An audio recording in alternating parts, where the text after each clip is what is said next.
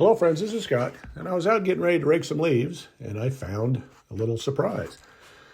Now these grape vines were so thick of leaves, I didn't even see these grapes hanging here. I have a red variety, seedless, and a green variety, and the birds like to eat the green ones, but apparently they left a bunch of the red ones. So as I'm looking at these, I'm thinking, well, what should I do with these? Should I give them to chickens, or what should I do? But then I noticed, there's a few drying on here. I'm thinking, hey, I could make some raisins out of these.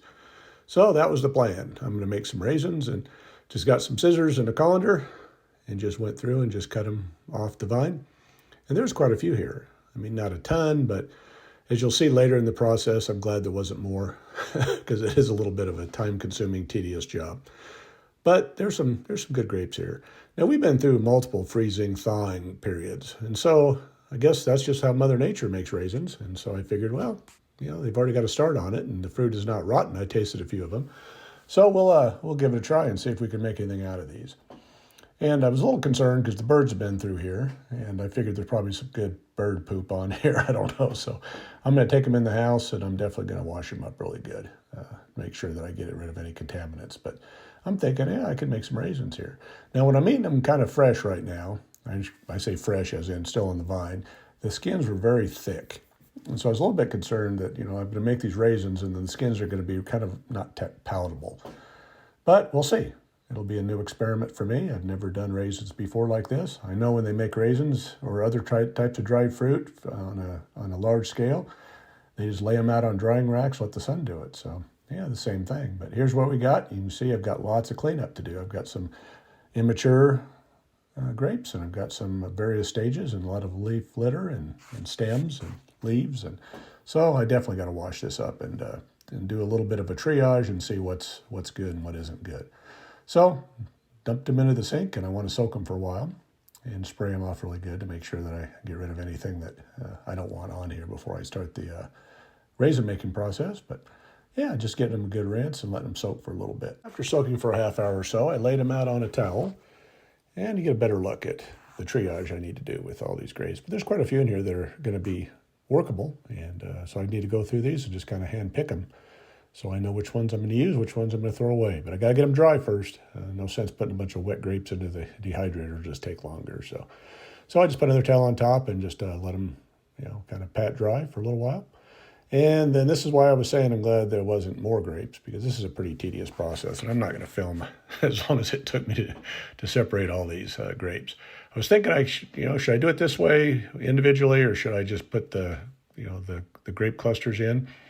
And I decided I'm going to just do some triage, and I'll just pick them individually. So this process probably took me a half hour just to do this many, maybe even a little longer. But again, I'm not going to bore you with all this. All the separating, but it did take a while for sure. So here's a close-up of the kind of the stages we had. That these were grapes that were dried pretty much on the vine by Mother Nature, and these are some that were still on the vine that look just like normal grapes. So we've got a lot of work to do to make raisins out of these. So after separating everything, I got through it all, and I separated the grapes into my 4-rack dehydrator. And there's still room for more, but I'm kind of glad there wasn't more, because it was a time-consuming, tedious process. But it's a good experiment because I had not made grape raisins before, and we're going to give it a go. So the setting on the dehydrator is 135 for fruits and vegetables, so that's where we set it. And about a day and a half later, take a look, and we have raisins. And I'll give you a little bit of a close-up of a couple of them here if I can get them off the screen. They're still a little sticky. I want to let them dry out a little bit before I bag them. But you can see a little bit of moisture on there. But they're, those are raisins. And I tasted a couple, and not too shabby. But I'm going to let them sit for a little while and kind of mellow before I bag them up. But they look good. And looking at these, I got one bag. And after, while I'm bagging them, I'm tasting them. And I can honestly say that these are probably the best raisins that I've ever tasted. So usually when you make stuff at home, it's not always, the fresh produce is always, better than anything else. But these really tasted really well. And the thick skins that I was worried about, not an issue at all. They dried up just fine. So they made a great treat. And it was definitely worth the effort. I'm happy with it. So anyway, if you have grapes that you've in your yard that you didn't get to and you find them a little late in the season, you can still make something very edible out of them. And these raisins are great. So if you like this kind of video and you want to follow me on my journey and living my best rural life in the city as well as in the country at the hobby farm now, please hit that like button and subscribe. And we'll keep trying new experiments and just having a good time out in the garden. Thank you.